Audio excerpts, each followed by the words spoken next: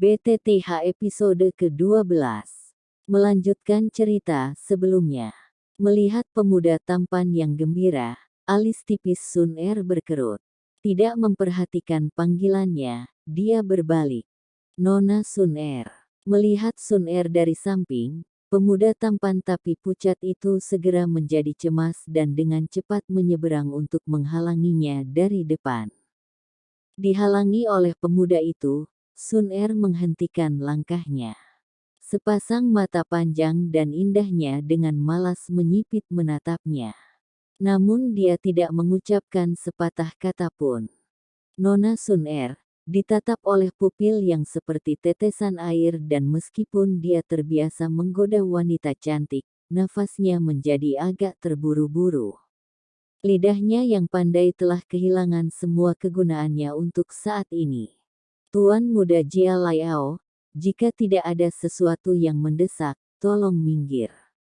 Saya masih harus melakukan sesuatu. Petik 2. Melihat pemuda yang agak datar ini, Sun Er akhirnya berbicara. Suaranya yang lembut dan muda membuat wajah pucat pemuda itu merah padam. Hehe, Nona Sun Er, apakah kamu datang ke pasar untuk membeli sesuatu? Saya cukup bebas sekarang, jadi mengapa kita tidak melihat-lihat pasar bersama-sama?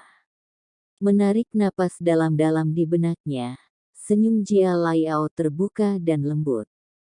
Senyuman ini bersama dengan status dan ketampanannya telah berhasil membuatnya mendapatkan beberapa gadis. Tuan Muda Jia Laiao, aku sudah bilang ada yang harus kulakukan. Bisakah kamu minggir? Mulut kecil Sun Er melengkung ke atas dan suaranya halus tanpa sedikit pun iritasi. Ditolak oleh Sun Er, ujung mulut Jia Laiao berkedut tapi dia tetap tersenyum dan mengeluarkan gelang dari sakunya. Gelang itu berwarna emas biru muda dan terbuat dari emas biru. Dari gelang itu tergantung inti monster seperti bola hijau yang dihaluskan. Warna hijau lembut dipancarkan dari inti monster dan menyebarkan cahayanya ke gelang, memberinya rona khusus. Sepertinya gelang rumit ini harganya sangat mahal. Hehe, karena Nona Sun Er memiliki sesuatu untuk dilakukan maka aku, Jia Laiao tidak akan memblokirmu lagi. Jiao Laiao dengan erat mencengkeram gelang itu dan tersenyum, ini adalah gelang yang baru saja saya beli di pasaran, meskipun tidak terlalu mahal, ia memiliki inti monster atribut kayu level 1 yang sangat membantu dalam pemulihan Doki. Karena Nona Sun Er belum menjadi Doze, gelang ini sangat cocok untuk Anda. Ini hanya hadiah kecil saya jadi tolong jangan katakan tidak. Lagi pula, aku akan kehilangan muka di depan bawahanku. Pada akhirnya, Jia Laiao dengan sengaja merendahkan suaranya dan bawahan di sekitarnya, seolah-olah itu adalah sandiwara, menyeringai sesuai isyarat. Melihat tindakan Jia Laiao, alis Sun Er terangkat. Dia tidak tahu bagaimana menghadapi orang seperti itu. Tepat ketika dia hendak menolak, pandangannya jatuh ke inti monster hijau di gelang itu dan teringat bagaimana Xiao Yan sibuk mencoba menemukan inti monster atribut kayu. Bulu matanya yang panjang berkedip ringan dan wajahnya yang tanpa ekspresi sedikit rileks. Melihat wajah santai Sun Er, hati Jia Laiao berdebar-debar gembira dan dengan cepat mendorong gelang atribut kayu ke depan. Nona Sun Er, tidak perlu bersikap sopan. Klan Jia Lai dan klan Xiao sama-sama berada di 3 klan teratas di kota Wu Tang jadi bertukar hadiah kecil adalah hal biasa. Petik 2. Aku akan mengambil gelang itu dan melepaskan inti monsternya dan memberikannya pada Xiao Yan GG. Adapun gelangnya, ketika dia tidak memperhatikan, aku akan membuangnya. Dengan pemikiran nakal ini, Sun Er tidak ragu-ragu lagi dan mengulurkan tangannya, hendak mengambil gelang itu. Tiba-tiba sebuah tangan meraih tangannya dan menghentikannya untuk mengambil gelang itu. Tepat ketika tangannya digenggam, Sun Er berhenti karena terkejut sebelum doki di tubuhnya mengalir untuk melindungi dirinya sendiri. Tapi tepat saat tangannya hendak lepas dari genggaman, seorang laki-laki muda membuatnya dengan patuh berhenti meronta. Melihat ke belakangnya, Sun Er melihat Xiao Yan. Ketika pandangannya bergerak sedikit lebih tinggi, dia melihat wajah muda yang keras. Apa kau tidak tahu seperti apa dia? Dengan cemberut pada Sun Er, Xiao Yan mengkritik dirinya sendiri dalam pikirannya. Kemudian dia melihat ke atas dan berkata, Tuan Muda Jia Laiao, pikiranmu diterima dengan baik oleh Sun Er, tetapi untuk hadiahnya, kamu harus mengambilnya kembali. Melihat atmosfer yang hancur, sedikit kemarahan melintas di mata Jia Laiao. Tapi, di depan Sun Er, dia mencoba untuk menjaga udara, genglemannya dan tersenyum lembut. Xiao Yan Tuan Muda, aku melihat bahwa Nona Sun Er tidak memiliki perhiasan, jadi aku ingin membantunya sedikit. Apakah Anda tidak ingin membiarkan dia memiliki beberapa pernak-pernik kecil untuk menonjolkan kecantikannya? Petik 2.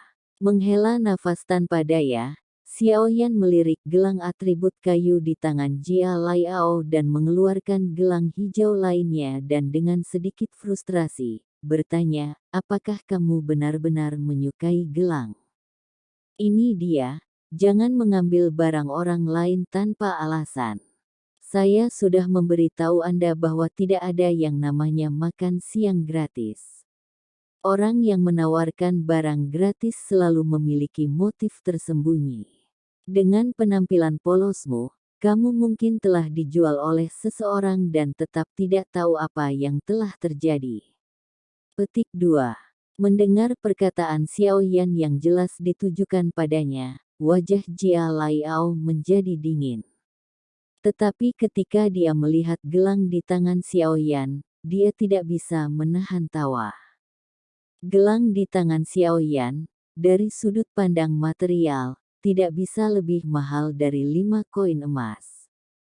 Sementara, gelang atribut kayu miliknya, yang memiliki inti monster asli, harganya mencapai 1000 plus koin emas. Kedua gelang itu, tidak peduli bagaimana Anda melihatnya, baik harga atau kegunaan sebenarnya, memiliki perbedaan besar dan gelang Xiao Yan bahkan tidak bisa dibandingkan dengan gelang atribut kayu. Jadi, ketika Jia Laiao melihat Xiao Yan memberikan gelang yang malang itu kepada Sun Er yang cantik, dia tidak bisa tidak mengkritik Xiao Yan. Xiao Yan, aku tahu bahwa kamu tidak memiliki posisi tinggi di klanmu, tapi kenapa kamu memberikan hal yang menyedihkan itu kepada Sun Er? Petik 2. Mengabaikan ejekan Jia Laiao, Xiao Yan menatap gadis muda yang sedang menatap gelang di tangannya dan buru-buru bertanya, kamu mau atau tidak?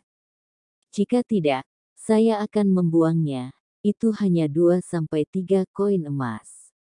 Petik 2.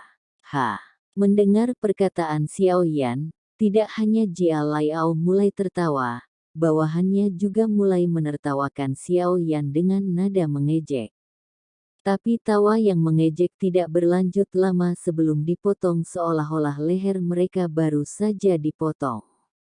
Pada semua orang ada wajah tercengang yang meriah. Sun Er yang tertegun, menanggapi dengan cepat kata-kata Xiao Yan. Kedua tangannya hampir secara naluriah mengulurkan tangan dan menyambar gelang di tangan Xiao Yan. Setelah mendapatkan gelang itu, Sun Er menyadari apa yang telah dia lakukan, mungkin dia bertindak agak terlalu tidak sabar. Rona merah muda muncul di wajahnya yang lembut tapi Sun Er tidak seperti orang lain dan setelah sedikit malu, dia dengan anggun mengaitkan gelang itu ke pergelangan tangan putihnya. Mengangkat kepalanya dan tersenyum malu-malu, dia berkata, terima kasih Xiao Yan GG. Dengan wajah jelek, Jia Laiao menatap Sun Er yang cukup mesra dengan Xiao Yan. Di wajahnya terlihat kecemburuan dan dia berkata, "Hehe, saya tidak menyadari bahwa preferensi Nona Sun Er sangat unik. Saya kira saya telah salah." Petik 2. Xiaoyan melirik Jia Laiao di depannya dan tatapannya mendarat di bintang emas di dadanya. Dia berpikir aneh, ketika saya melihatnya tahun lalu, dia hanya 9 duan kikan. Siapa sangka dia akan berhasil mengompresi Doki Cyclone-nya. Tapi, untuk menjadi Doze pada usia 21 tahun, bakatnya hampir tidak layak.